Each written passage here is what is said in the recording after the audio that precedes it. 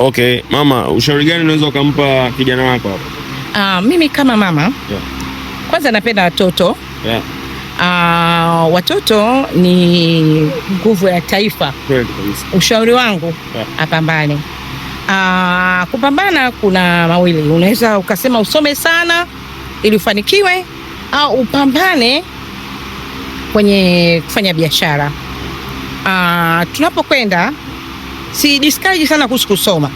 Mimi napambana kijana awe creative, awe mbunifu kwenye swala la biashara, atatoka.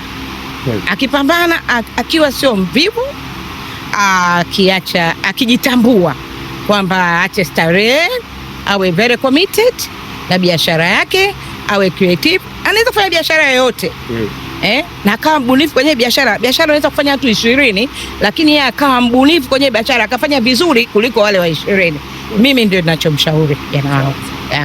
Nashukuru sana mama.